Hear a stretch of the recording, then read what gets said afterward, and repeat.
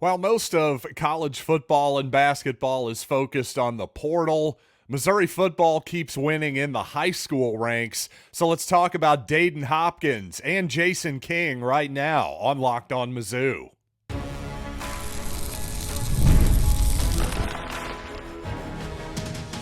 You are Locked On Mizzou, your daily podcast on the Missouri Tigers. Part of the Locked On Podcast Network, your team every day. Hey, all you true sons and daughters, I'm John Miller, your Mizzou mafioso, and yes, I am back from the Las Vegas, if run by Ned Flanders. That is Branson, Missouri. We're back in the home office today. Got lots to get to on the program, including how the transfer portal is technically closed, but not really. I'll explain a little later in the show, and also with Kansas State and Iowa State playing Farmageddon in Ireland, would you as a Missouri fan have any interest in the Tigers playing an international game? Let's talk about all that on the program. First, I do want to tell you about Monopoly Go, and today's episode is brought to you by Monopoly Go. I have to admit it, I have a competitive side, and it is a big fan of Monopoly Go, the mobile hit twist on classic Monopoly. So join your friends and download Monopoly Go, now free on the App Store or Google Play. And I want to start off today's program with some more good recruiting news for the Mizzou football team. In the high school ranks, Daeden Hopkins, an interesting prospect from Hermann, Missouri, 6'6", 210 pounds, originally recruited as a tight end when Missouri first offered Hopkins back this fall. But now with Brian Early in the fold, reportedly, in particular, the new Missouri defensive line and particular edge coach, well, he wants Hopkins as an edge player and certainly has a lot of experience on both sides of the ball as at Hermann. And you know, you watch his high school film, as you might expect, a guy with that kind of athleticism at 6'6", oftentimes is just utterly dominating the competition here in Missouri. So it's tough to sort of get a read exactly on his level of actual skill and ability here. But clearly the athletic ability, the size, it's all there. He can play the offensive side of the ball too. But again, as I said, Hopkins going to start off his Missouri career as a defensive end, it would seem. By the way, Missouri did beat out Kansas State and Iowa State, the aforementioned teams there. I'll have my thoughts on Farmageddon in Ireland later in the game. But obviously Hopkins, a solid addition for Missouri. Also, Jason King, another in-state player, 6'1", 210-pound linebacker from DeSmet, St. Louis, Missouri. Hey, another win over Kansas State here is Jason King. Kansas, another win over them as well on the football recruiting trail. Now, to be honest, Jason King is definitely among the lowest ranked prospects that Missouri has signed, the lowest ranked prospect probably of this class, I would say so far, without having the numbers right in front of me. But, you know, this is a kid that Missouri has been in on for a while. So I will trust DJ Smith and Missouri's evaluation process here and just say, hey, Jason King, welcome to Columbia. Now, the transfer portal window is closed, I believe, in both sports right now. Definitely in basketball, but I believe in football as well. Though that is technically true, let's clarify here. Both, you do still have another couple days, 2 to 3 days here for your paperwork to process. And this is just all about entering the portal. This doesn't mean that, hey, you have to have decided where you're going by the end of today or anything like that. You just have to enter your name into the portal. So basically everybody knows the market of players who is out there, the supply, if you will. Now, what's interesting to me is, at least so far, again, we could still hear a change here in the next 48 or 72 hours or so.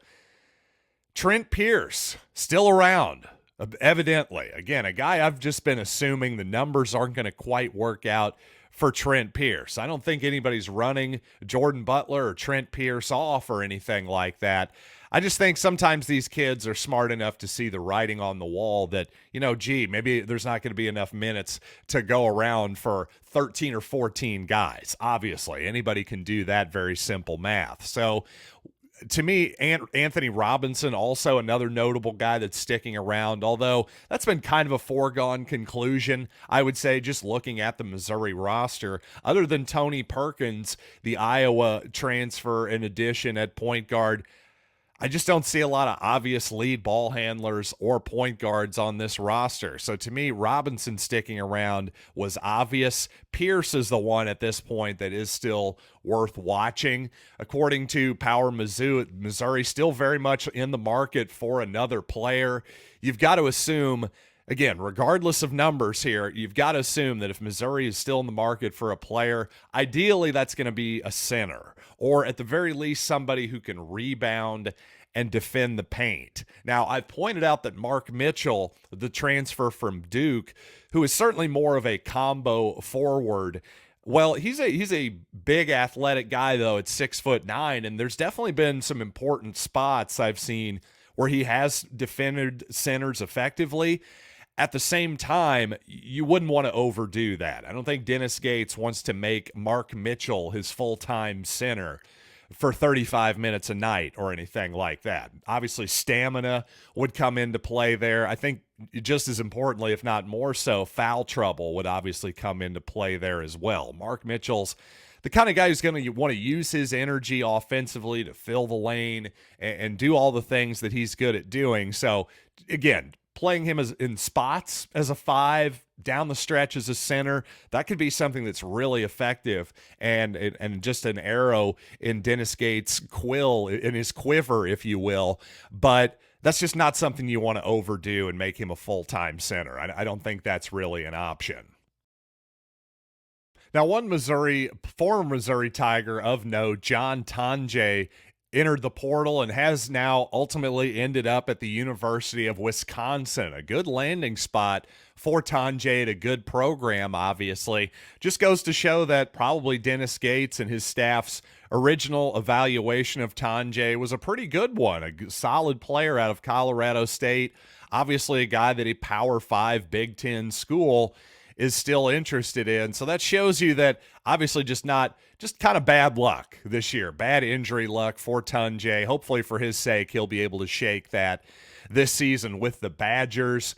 Another interesting transfer portal note. This has got to be the shocking news of the day, right? Jackson Francois into the portal. You're never going to believe where he ended up, folks. The University of Arizona. Can you believe that? I can't even imagine why he would end up on that particular squad. Can you? But, that's just kind of the interesting thing about the transfer portal, right? You just never know what's going to possibly happen, he said highly sarcastically. But there was one surprise in the portal. Kadary Richmond is now in the portal from Seton Hall. I think he might be the very best player in the entire portal. He was really impressive this past season, a 6'6" lead guard that can really just do a lot of damage in the paint. I think I actually saw ESPN ranked him already as the top player in the portal after entering. Not sure Missouri is going to be throwing its hat in the ring there. Again, I think obviously if Missouri had known Kadary Richmond was going to be in there before Tony Perkins, maybe they kicked the tires a little bit more aggressively. I think any team in the country would take Kadary Richmond and make the numbers work out. The point is, even at this late stage in the game here, there's going to be some really, really interesting names to enter the portal late. Though I will note that in the past, graduate transfers have basically been able to enter the portal at any time during the summer. That is no longer the case. So we are going to have a better idea of who is in the portal, the final draft eligible players, if you will, to steal a term from pro football and basketball. But we're going to know who the eligible players are here in a couple days or so. And coming up on the program, Dion Sanders' quarterback son, Shedeur Sanders, is almost certainly ranked higher on everybody's upcoming NFL draft boards than Missouri's Brady Cook. But I'll tell you, I'll take Brady Cook this season 10 times out of 10. I'll tell you why coming up here in just a little bit, as yet again a Sanders puts his foot in his mouth. But you know what? I've been lucky enough to attend a bunch of NBA regular season games over the years, but I've never checked an NBA playoff game off my bucket list. So I gotta say, if I were a single man, I think I'd hop in my car right now, start driving to Indianapolis, and pop open the Gametime app, because the Bucks and the Pacers tomorrow night in the playoffs, just under $50 per seat to get in to Gainbridge Fieldhouse tomorrow. A great place to watch a basketball game, by the way. But here's the best part. When you use the Gametime app, you're going to have the lowest price guarantee, or Gametime will credit you 110% of the difference. That's 110% of the difference if you find something lower. But that's going to be really tough to beat Gametime's prices. I'm going to tell you that right now. So take the guesswork out of buying NBA tickets with Gametime. Download the Gametime app, create an account, and use code LOCKEDONCOLLEGE for $20 off your first purchase. Terms apply. Again, create an account and redeem code LOCKEDONCOLLEGE for $20 off. Download Gametime today. Last minute tickets, lowest price guaranteed. And it is winner take all time, not only in the NBA, but the NHL too. And FanDuel's giving you a shot to bring home a big victory of your own. Right now, new customers get $150 in bonus bets with any winning $5 bet. That's $150 to spend on spreads, money lines, player props, and more. Visit FanDuel.com/lockedon and make every playoff shot count. It's FanDuel, America's #1 sportsbook. Thanks for making Locked On Mizzou your first listen every day, and for checking us out everywhere you get podcasts, including YouTube and the SiriusXM app, where, of course, you can find every game of the St. Louis Cardinals and my resurgent Kansas City Royals as well on the SiriusXM app.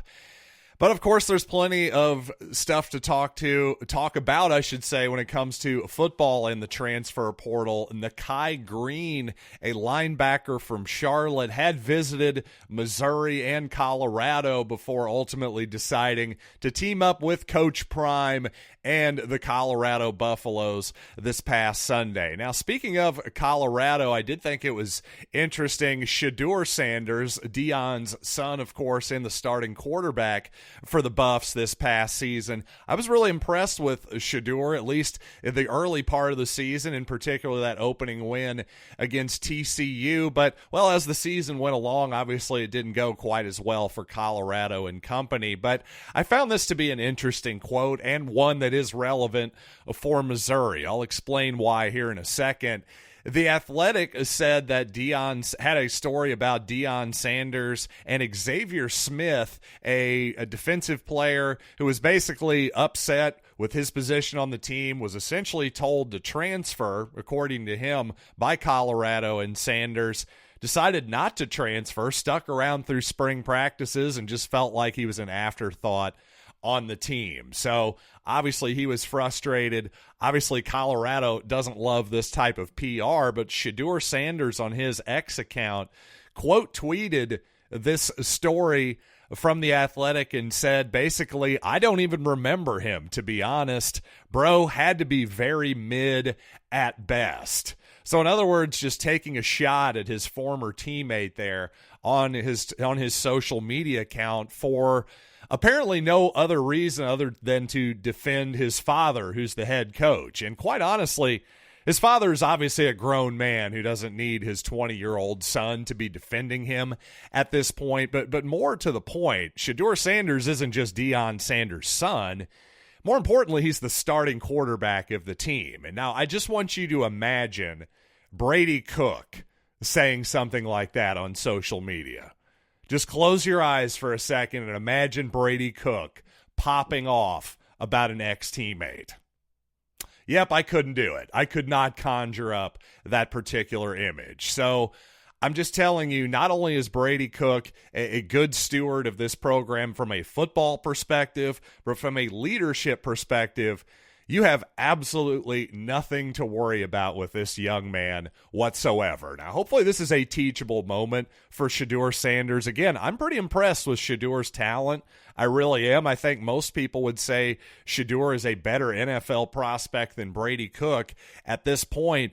But it's that type of behavior, that type of statement, it makes people like me who evaluate quarterbacks, well, mostly for fun in my case, not for a living, but that gives people like me pause, and certainly NFL people, more importantly, it gives them a lot of pause, I've got to think, as well. So again, Brady Cook, just the type of young man he is, the type of character he has, just the fact that you don't have to worry about him.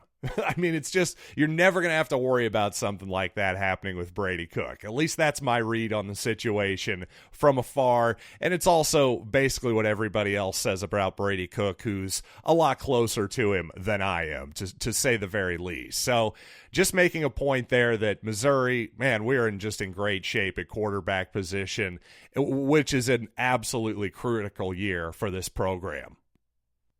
Now, as far as the portal goes for Missouri, the two main guys that I'm watching is Michigan State defensive tackle Simeon Barrow, who has already visited Columbia on an official visit. Same deal with TCU's Dominic.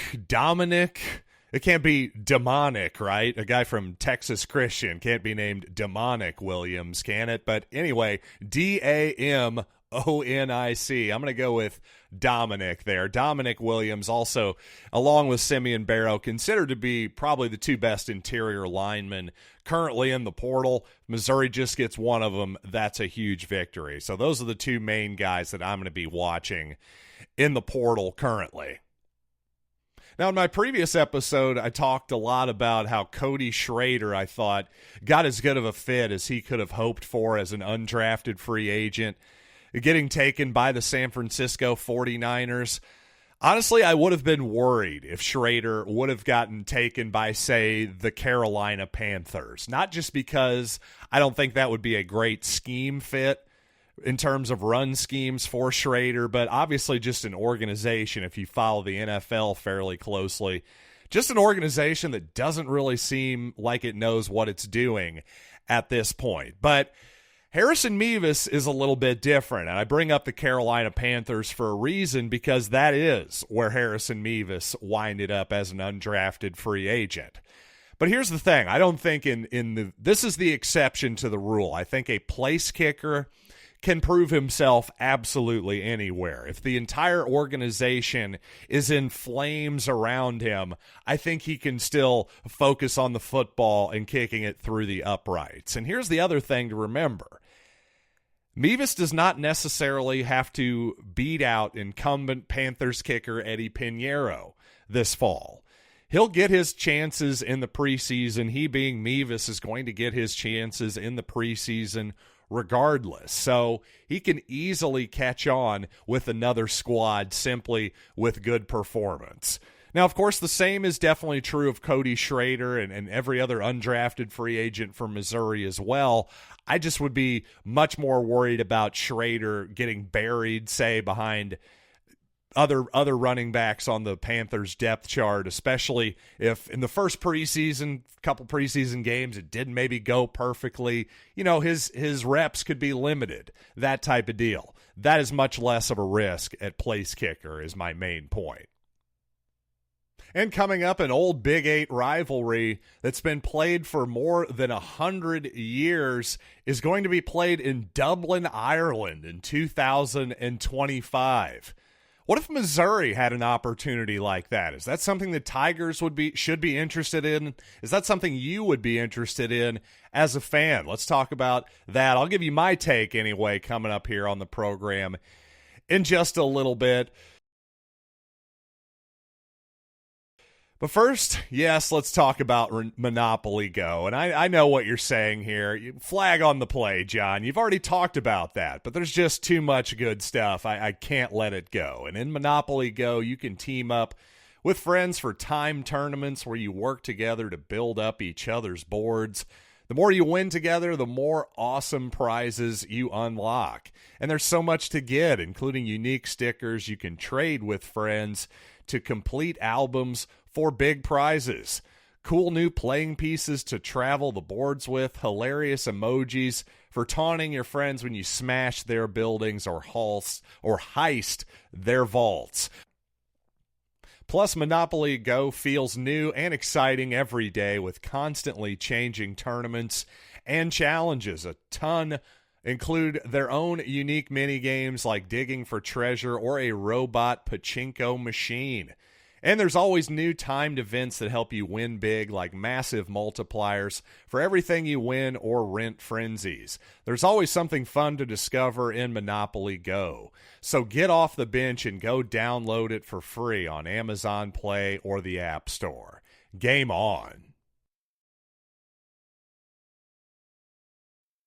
So perhaps one of the most underrated rivalries, at least continuous rivalries in college football over the years, is Kansas State and Iowa State. Not a lot of horrible bad blood between those two programs that I'm aware of, but college football junkies like myself have come to call that game a Farmageddon. It's been a lot of entertaining football here, especially over recent years. So it was surprising to see, of course, well, any team really other than Notre Dame, in my opinion, but especially a couple teams from the Midwest to take that flight all the way over to Ireland, I thought was a pretty surprising and frankly, low upside move for both programs and college football. Again, if Notre Dame, the Fighting Irish, hey, they want to go over there for a little one-off international football game to start the season, I could see the value there. I could see them maybe I could see Ireland,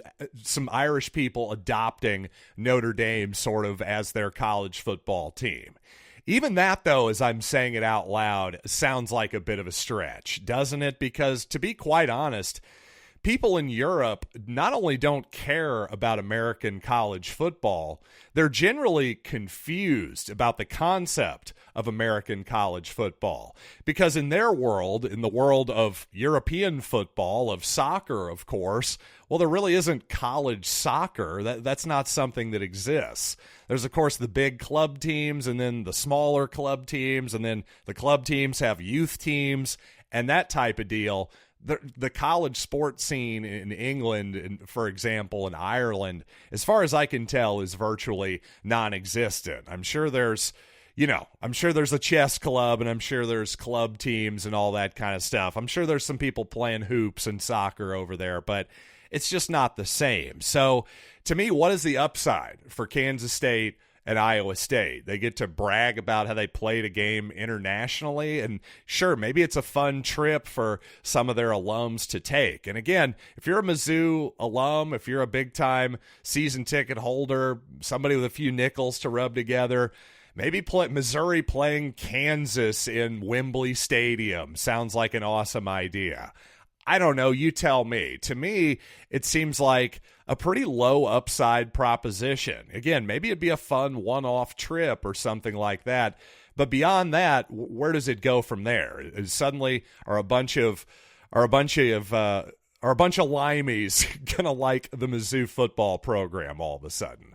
That just seems like a stretch, to be brutally honest with you. So, to me, you almost are taking a little bit of a risk, wasting a few too many resources, and also, frankly, jet lagging your team a little bit, having to prepare for this type of deal. You know, international trips, it's now something that NFL teams have figured out a little bit, but this is not something that a college program is necessarily used to. Now, this is a game that's going to happen in week 1 or week 0, even as it's called, the week before the official start of the college football season. So again, they might have an extra week or two to get reacclimated for travel and all that.